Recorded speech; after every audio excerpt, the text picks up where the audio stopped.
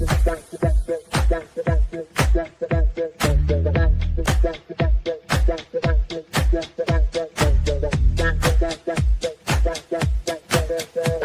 Connections Radio presents. This episode of Thinking into Results is brought to you by Classy Communications PR and Advertising. Classy Communications provides public relations and marketing solutions for businesses, professionals, and nonprofit organizations. They can deliver the true meaning of your business with press releases, social media marketing, web development, email marketing, book publishing, and much more. Wherever your potential clients are, they can help you connect with them. Visit classycommunications.net to learn more about their suite of services that can help your business stand out from the rest. Classy Communications is your solution for business success. I guess you can be very successful without one, and probably some people do. But I would not have accomplished anywhere near what I have accomplished without a mentor. I have had a number of mentors, and my whole life has changed dramatically. I went from going nowhere to having a business that operates all over the world. If you want to win in a big way, you want to get a mentor. It's almost like getting a direct pipeline from their mind to your mind, where you're gaining all their wisdom, all their experience, and all the studying that they've done over a number of years. And like that, you get it all in a short period of time. Are mentors important? Well, I'm going to tell you, mentors literally changed the course of my life. Let's take a look at what Thinking into Results is and what it could do for you, how it came about. You see, my life had changed dramatically. I went from earning nothing to earning over $1 million a year. And I was sitting one day and I was thinking, how did all this happen? Do you know, I was reading Think and Grow Rich. I was studying Earl Nightingale's material. But a lot of people have read those books and studied Earl's material. And they weren't accomplishing what I was accomplishing. So I had to ask myself, what am I doing so different? You see, I had been raised to believe if you're going to earn a lot of money, you've got to be really smart. I was earning over $1 million a year, and I didn't think I was that bright. I was also raised to believe if you don't go to school, you can't win. Well, I hadn't gone to school. I went to high school for about 2 months. I didn't have a good job. I owned the entire company. If you want to be happy, healthy, and prosperous, it's all here. Thinking into Results is going to show you how to get it. If what I've said really triggered something in your mind and you're thinking maybe, contact the certified PGI consultant. Hit the button, leave the information. Do yourself a favor. Sit down and talk to them about what this program can do for you. This very well could be the decision that will change the rest of your life. Thank you, Bob. Welcome to Thinking in Results, presented by S&J Mentoring. Our motto is,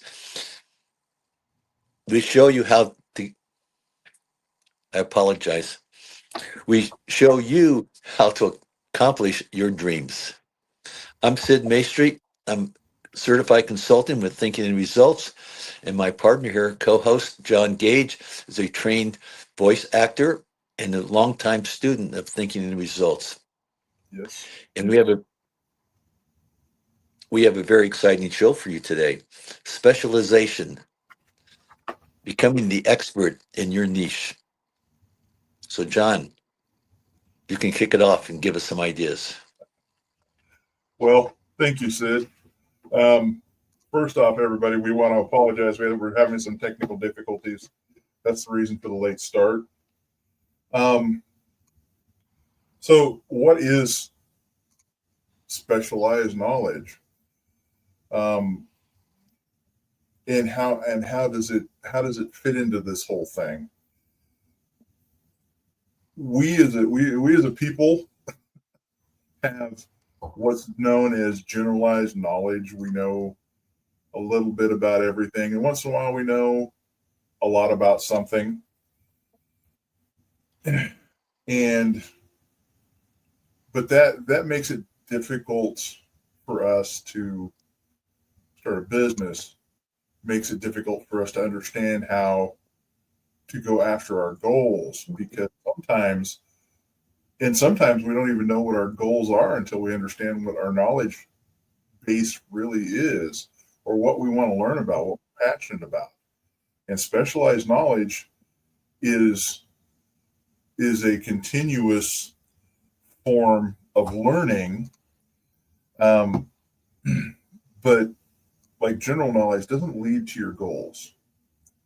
It usually will help you as you're approaching your goals and moving towards your goals, but it doesn't get you there.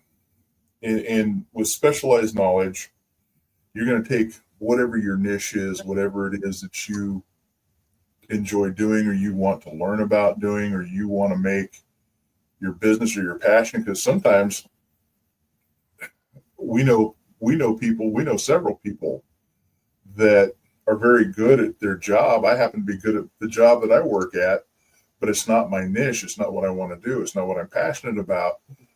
And I don't put as much learning into it as I do doing this. And having that specialized knowledge in your niche helps you obtain your goal, whether it be money or whether it be, something that just gives you pleasure, or maybe it's a weight goal. Learning about what helps you obtain your goal is going to be what's going to help you obtain your goal. Like losing weight is one of my goals. It's written down. I have started learning immense amount of knowledge concerning health, wellness, how food works in your body, and how supplements work in your body. And I know more than my doctor. I start talking to my doctor, and he's like, "I have no clue." I mean, you have those issues too, don't you, Sid? I mean, you run into those things periodically when you actually know more than the expert in the field, which a doctor's supposed to be. Would you agree with that? Oh yes, I've encountered a number of things, supplements that I take, and if I ask about it, they don't know anything about it, and they're only interested in any prescriptions I might be taking. Yeah, I think that's how they're trained. Yeah, and it's like, but I want to learn what I need to eat. What can help you with that? And it's a learning process. And I know we talk about the Think and Grow Rich because this is where these steps come from, and that's where thinking into results come from. But Bob mentioned something in this little talk that we hear every time before we start, that his education was what, Sid? You want to tell that story a little bit? Say about his education. Yeah. He says he was too. The man that's not educated. Go ahead. He said he was 2 years in high school. Yeah. But he was 26 years old when someone gave him Think and Grow Rich. And his story is that I owed $6,000 and I was only earning $4,000. And all I thought about was money. I had no idea what to do, but I was thinking about it. And his friend Ray Stanford gave him the book, told him to read it every day, and also gave him a gold card, told him to write down on it what he wanted. So Bob writes $25,000. And as he tells the story, I didn't believe it, but Ray believed I could do it. So I believe Ray's belief. And to make this shorten the story, he heard, all of a sudden his ears perk up and he's hearing the people talking about businesses. And he hears someone say there's money cleaning offices. And Bob says, I'm not proud. So he went out and got the equipment. And the bottom line was, in a couple years, he was earning millions. And he was in 3 countries and 6 cities. Toronto, his home, Montreal, Cleveland, Boston, Atlanta, and then London. He was in London because he liked to go there, so he just thought he might as well open another branch. Why not? But I want to share the story of a young man that just graduated from college, and this happened in the 30s because the Think and Grow Rich was published in 1937. And this story is it's also in the Depression era, isn't it? Oh yes. Yeah. So I don't know what field he was interested in, but his mother sent him to the library to do some research and find out what about a particular industry that he wanted to work in. And he found 6 companies, and he studied what they were doing and picked one of them. And she prepared, I want to say, a resume, but it's more like a binder, number of pages. And he had some ideas that could help this company. He was hired the same day and started at a position three levels higher than starting out. That would have taken him normally 10 years to get there. He became an expert in that industry and knew that company and made a difference. So I think you have a story. I love that story.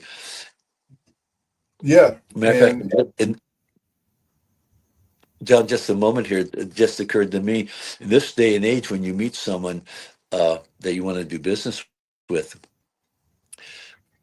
you're going to go to LinkedIn or Facebook and learn something about them and their company, and vice versa. They're going to check you out, and so we've got it at our fingertips, being able to yeah, meet people and know something about their business before we sit down with them. and you can do an internet search on just about any business now and learn about it, and you become a semi-expert on it before you even start. But what you don't have to have a lot of schooling is my point. You don't have to be a high school graduate. You don't have to be a college graduate. Now, in the case of your story, he was, and Bob was a high school dropout. The person I'm going to talk about didn't even get to 6th grade. He could barely read and write. And they even took him to court. He had this big business, this huge business, and he was taken to court because his competition didn't think he was competent enough to run his own company, which, and I'm very much summarizing the story. It's much longer than that. And they were talking about the fact that he didn't know what he was talking about. And he tells the judge and the jury, he says, "Why do I need to know that?" He says, "I have a staff of experts.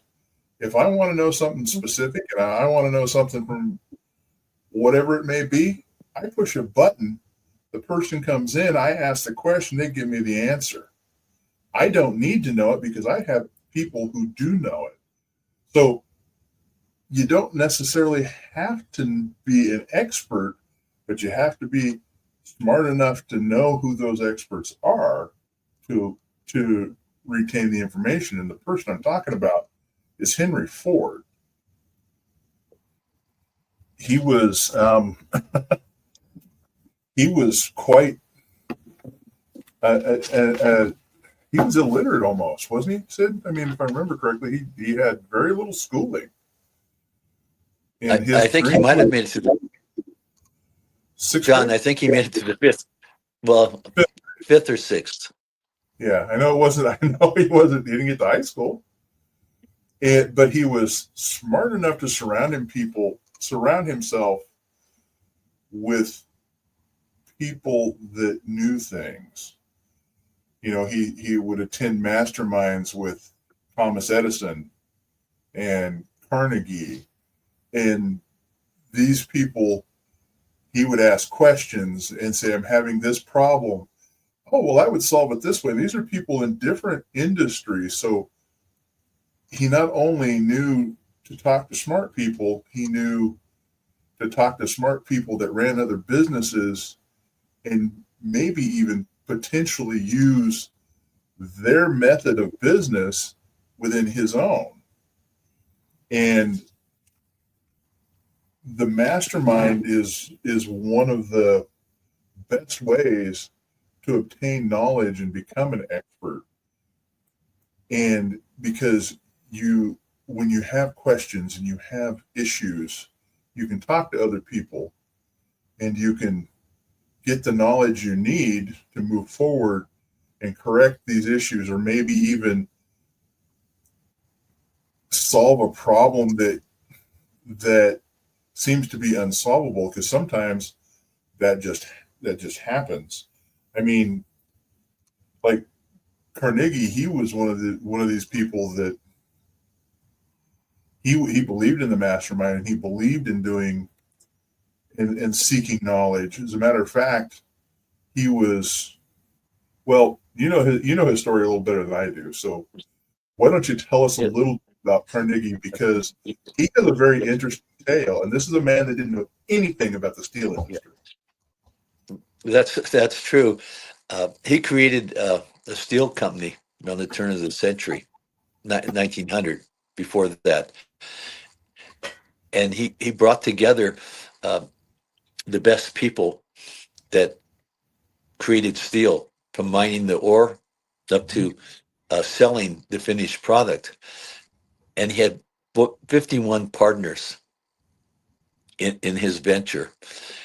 And someone asked him, what's your job if you got all these people? He says, my job is keeping the fellas working together. And keeping them from killing each other. I know. Because I look at, you got the egos there.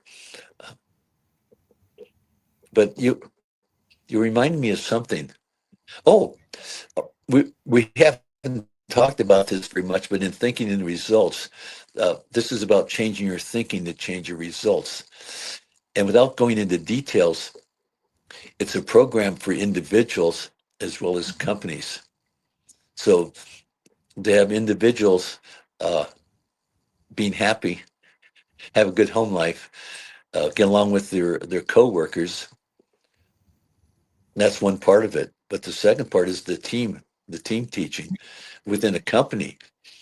So now within the company, you have different departments. So you want to get your department aligned with the corporate goals, but at the same time, you can have people. You can bring people together from different departments. Mhm. You never know where an idea will come from.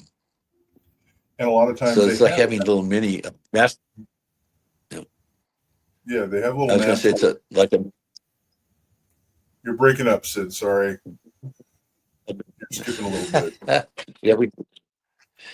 Yeah, you're right. I was going to say they're like mini masterminds dealing with the same a business, where there's also the mastermind that Ford had with Edison, Carnegie, and other people of that stature. That they all had a different product, but they were still dealing with the same management Yeah. issues in running the company. So I'm going to throw the ball back to you, John. Well, and they kept learning. Oh yes, Once you, just because you become an expert,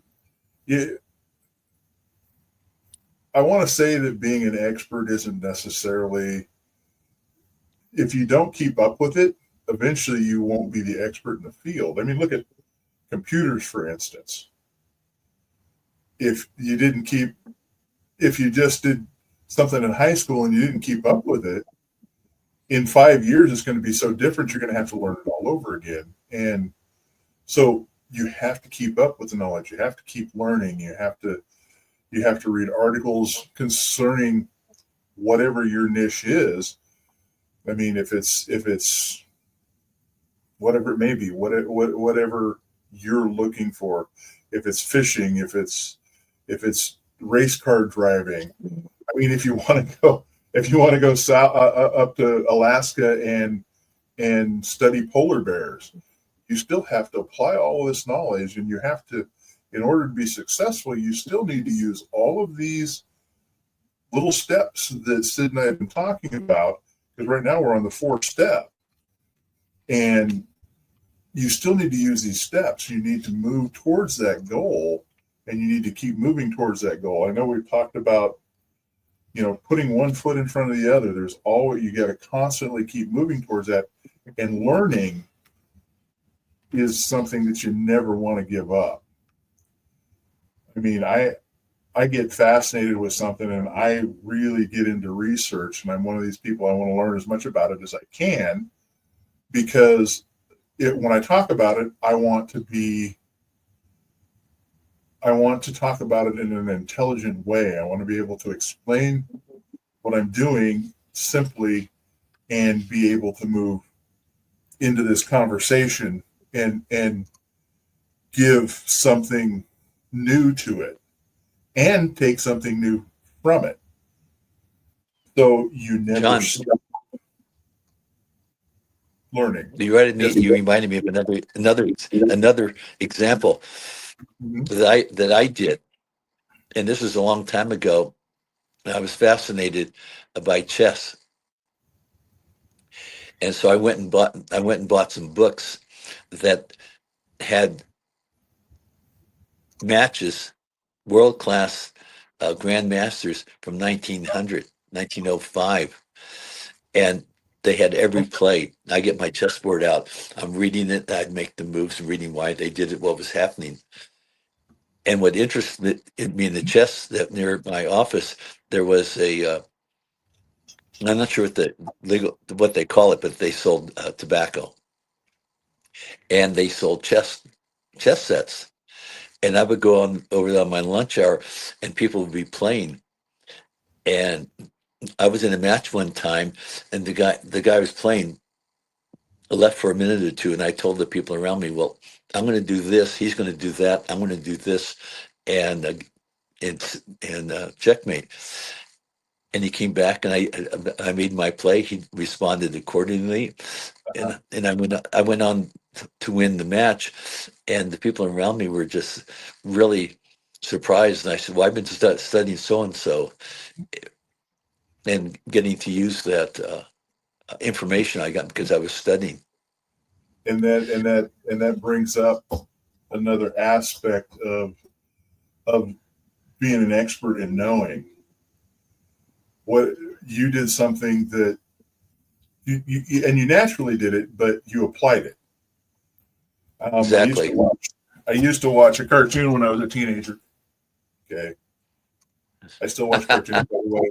You guys are gonna have to understand that. But you can look this up on YouTube, just like Evel Knievel. We talked about him a few weeks back. This cartoon's there. It's called G.I. Joe. And they always had this little, they went through this whole thing and dealing with Cobra and trying to defeat Cobra. But at the end, they always had like a PSA where they talked about a specific knowledge of something, whatever it may be, whether it's driving safely. If you're going to drive safely, and they would explain it in a very specific way in about, 30 to 45 seconds. And then it would always end it in knowing is half the battle. Yeah. Well, as a teenager, I'm like, okay, what's the other half? I didn't understand that until now. Well, the other half is application. If you can sit here and learn all this knowledge and be the smartest person in the world, and if you keep it all to yourself, what good is it going to do? It's not going to do you any good, right? Yes, you reminded me of something else that Bob talks about. That we go to school, and they're teaching us a lot of information, and we take a test, and we don't do any. They don't teach you what to do with it. Right. Schools did not teach you how to apply what you're being taught. Right. And the same thing happens in sales. I have been in sales for 40 years. This is the truth. You must have been awfully young when you started. And they always take us to seminars that teach us how to do a certain sales technique. The thing is, they don't teach you how to apply it so that it becomes part of who you are. And that's what we're trying to do with Thinking into Results, is we're trying to teach you how to make your goals part of who you are. That's why you use emotion. That's why you have faith. That's why you have to have continuous knowledge. That's why you have to apply the knowledge. If you don't follow these, you don't have to be a smart person to do it.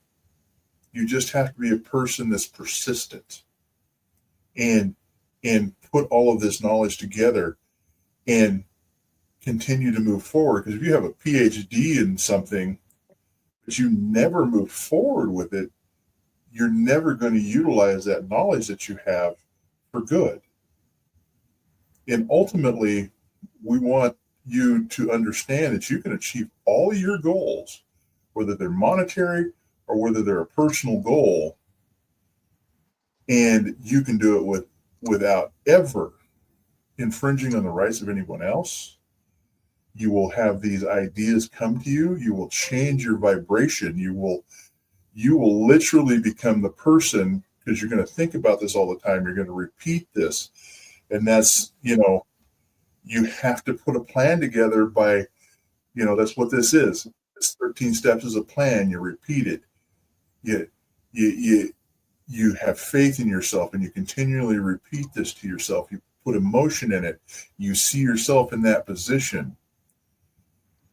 And with the knowledge, it's just another layer of knowing and in reinforcing that belief and having your subconscious go, this is my reality.